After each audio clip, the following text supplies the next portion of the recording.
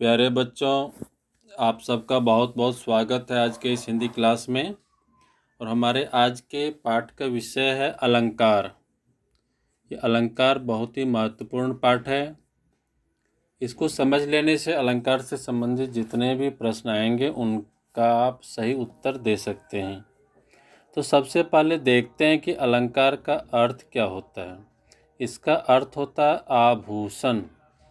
और आभूषण आप लोग जानते हैं, जैसे सोने के चांदी के आभूषण बनते हैं और उसे लगाया जाता है तो उसका सौंदर्य बहुत ही अधिक बढ़ जाता है। और उसी तरह से भाषा में भी जब हम अलंकारों का प्रयोग करते हैं तो भाषा बहुत सुंदर हो जाती है। भाषा में एक चमत्कार उत्पन्न हो जाता है और वो देखने में, पढ़ने में, सुनने में बहुत अच्छा लगता है। इसीलिए जो विद्वान लोग हैं, जो बुद्धिमान लोग हैं, जो बुद्धिजीवी लोग हैं, इस अलंकार का प्रयोग अवश्य करते हैं। तो हम लोग देखें कि इसकी परिभाषा सबसे पहले संस्कृत में, क्योंकि हिंदी भाषा की उत्पत्ति संस्कृत भाषा से ही हुई है। एक परिभाषा संस्कृत की, तो इसमें लिखा हुआ काव्य शोभा करान धर्मान अलंकारान प्रचक्षते। देखिए, काव्य की शोभा बढ़ाने वाले धर्म को ही अलंकार कहते हैं। दूसरी परिभाषा हिंदी में है, ये है शब्द और अर्थ की शोभा बढ़ाने वाले बाह्य धर्म को अलंकार कहते हैं। अर्थात जिस शब्द की वजह से, जिस वर्ण की वजह से या जिस अर्थ की वजह से आपको काव्य की शोभा बढ़ जाती है, उसी धर्म को हम लोग अलंकार कहते हैं। तो अब हम लोग इसको आगे भी अच्छी तरह समझेंगे। तो सबसे पहले हम लोग देखिए कि कितने प्रकार के अलंकार होते हैं। अलंकार के मुख्यतः दो ही प्रकार होते हैं, लेकिन पुस्तकों में इसके 3 प्रकार भी लिखे हुए हैं। तो हम लोग तीनों प्रकार का यहाँ उल्लेख करेंगे। पहला है शब्दालंकार, दूसरा है अर्थालंकार और तीसरा है उभयालंकार। तो शब्दालंकार का मतलब हुआ वर्ण या शब्द के कारण काव्य में जो चमत्कार, जो सौंदर्य उत्पन्न होता है, उसे हम लोग शब्दालंकार कहते हैं। और दूसरा अर्थालंकार, इसका मतलब हुआ अर्थ के कारण जो शोभा या सौंदर्य उत्पन्न होता है काव्य में, उसे हम लोग अर्थालंकार कहते हैं। और तीसरा है उभयालंकार, मतलब अनेक प्रकार के अलंकार इसमें शामिल हो सकते हैं। एक से अधिक प्रकार शब्दालंकार भी रहेगा, अर्थालंकार भी रहेगा, ये कुछ विदेशी पाश्चात्य अलंकार भी हो सकते हैं। तो इस तरह के जो है सम्मिलित अलंकारों का प्रयोग जहाँ होता है वहाँ उभयालंकार होता है। तो हम लोग सबसे पहले जान लेते हैं कि शब्दालंकार क्या होता है। इसकी परिभाषा हम लोग देखें। जहाँ शब्द प्रयोग के कारण काव्य में सौंदर्य उत्पन्न होता है वहाँ शब्दालंकार होता है। और इसके हम लोग 3 प्रमुख भेदों को ही जानते पढ़ते हैं और हमारी पाठ्यपुस्तकों में भी इतने ही भेद हैं। पहला है अनुप्रास, दूसरा यमक, तीसरा श्लेष। इन तीनों भेदों में से हम लोग आज सिर्फ अनुप्रास अलंकार के बारे में जानेंगे और यमक और श्लेष हम लोग अगले दिन इसका अध्ययन करेंगे। तो देखते हैं कि ये अनुप्रास अलंकार क्या होता है। तो सबसे पहले हम लोग अनुप्रास अलंकार की परिभाषा जान लें। जहाँ वर्णों की आवृत्ति के कारण काव्य में चमत्कार होता है वहाँ अनुप्रास अलंकार होता है। वर्णों की आवृत्ति के कारण, तो वर्णों की आवृत्ति का मतलब हुआ वर्णों का बार बार आना एक ही क्रम में। जैसे शुरू में जो वर्ण है वही वर्ण दूसरे शब्दों में भी शुरू में रहते हैं, और यदि अंत में है तो अंत में रहते हैं, यदि मध्य में है तो सभी में मध्य में वो दिखाई जब पड़ता है तो वहाँ एक चमत्कार होता है, उसे ही अनुप्रास अलंकार कहते हैं। अब हम लोग इसको उदाहरणों के माध्यम से समझें। पहला उदाहरण, ये बहुत ही प्रसिद्ध उदाहरण है, ये है तरनी तनुजा तट तमाल तरुवर बहु छाए। यहाँ देखिए तो से शुरू होने वाले बहुत सारे शब्द हैं। ये तरनी तनुजा तट तमाल तरुवर, सबके शुरू में तो है।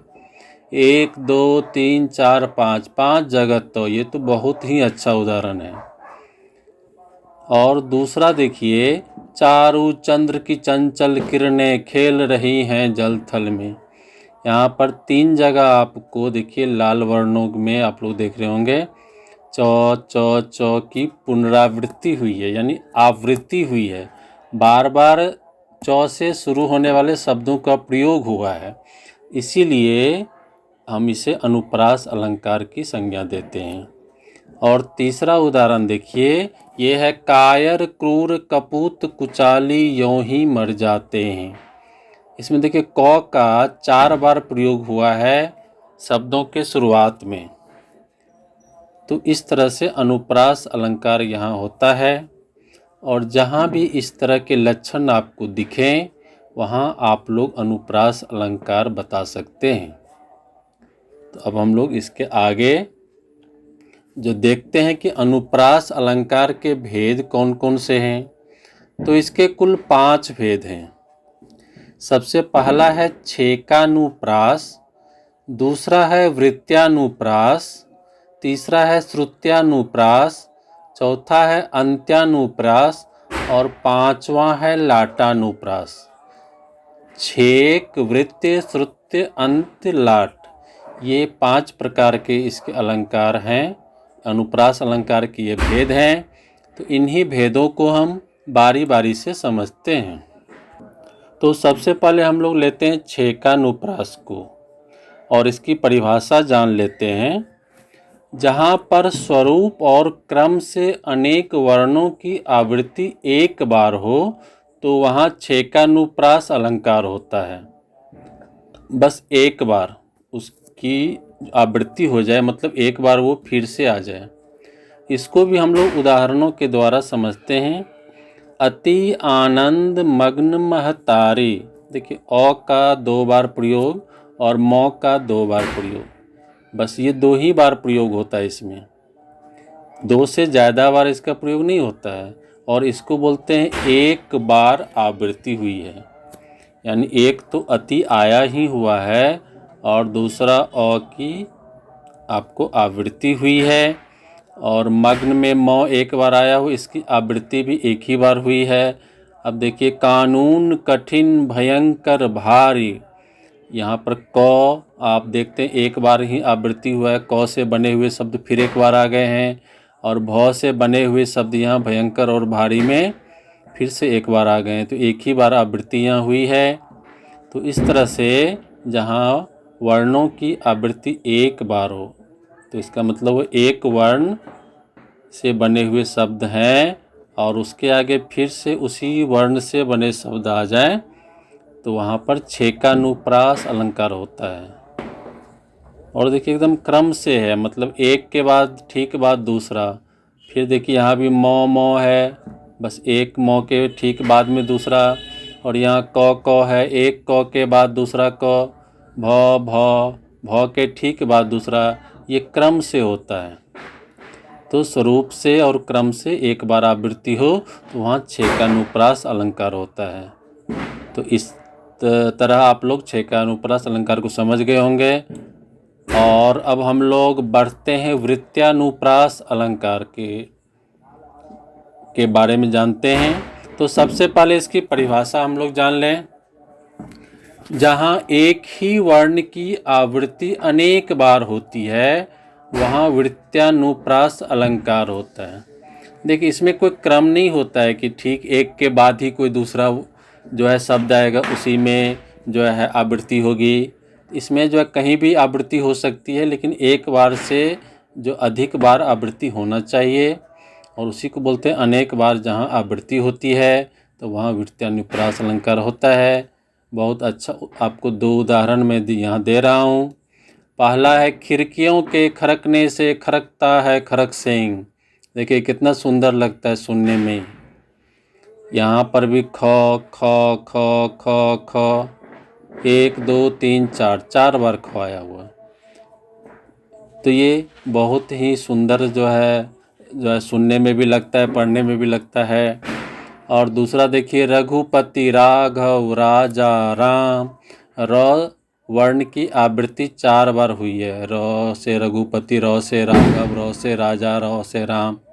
तो इस तरह से हम लोग देखते हैं एक ही वर्ण से बने हुए शब्दों की बार बार जहाँ आवृत्ति होती है, अनेक बार जहाँ हो, छेकानुप्रास में एक बार और वृत्त्यानुप्रास में अनेक बार, तो वहाँ हम जहाँ अनेक बार होता है तो वहाँ हम वृत्त्यानुप्रास अलंकार उसे कहते हैं।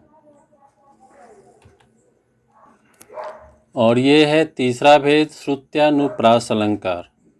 और इसकी परिभाषा हम लोग देख लें।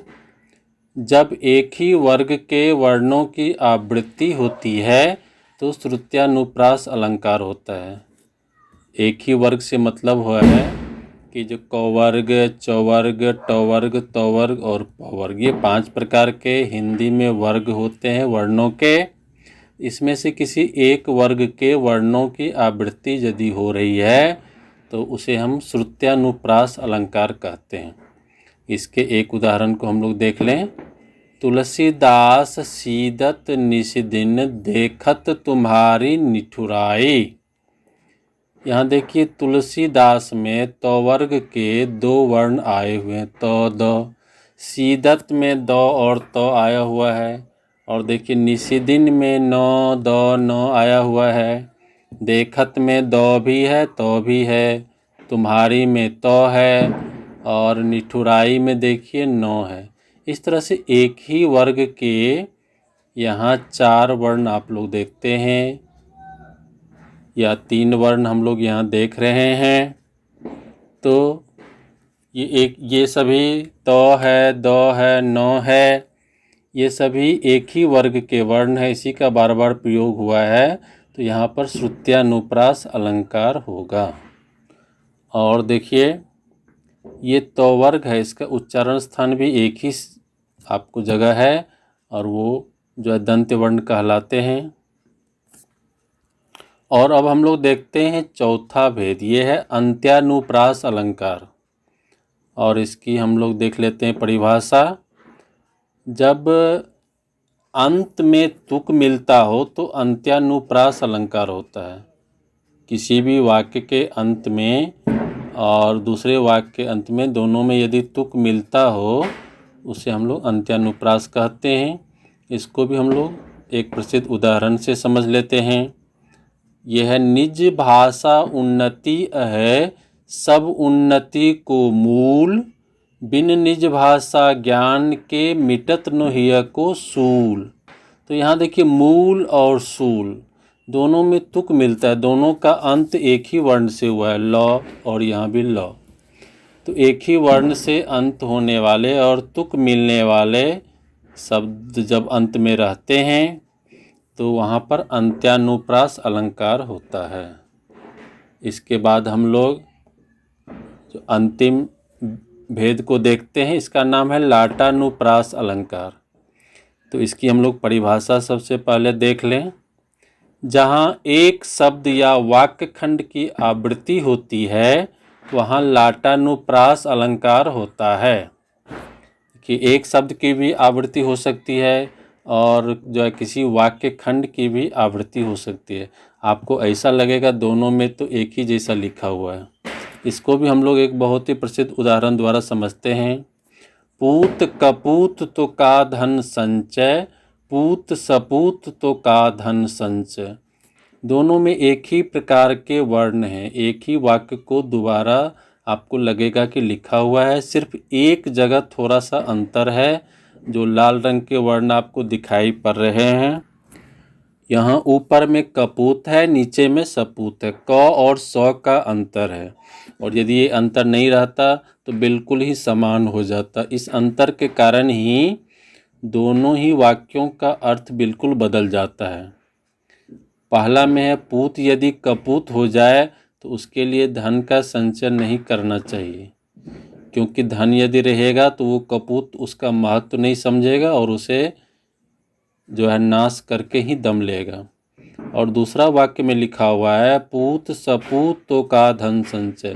पूत यदि सपूत हो अर्थात अच्छा पुत्र हो, उसके लिए भी धन संचय की आवश्यकता नहीं है, क्योंकि सपूत खुद अपनी मेहनत और बुद्धिमत्ता के बल पर धन संचय कर लेता है।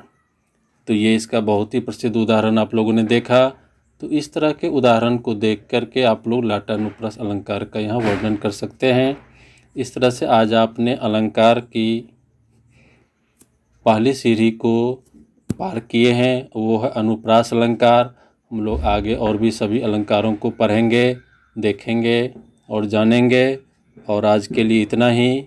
और आपने इस वीडियो को बहुत ही ध्यान से देखा होगा, इसके लिए आपका बहुत बहुत धन्यवाद।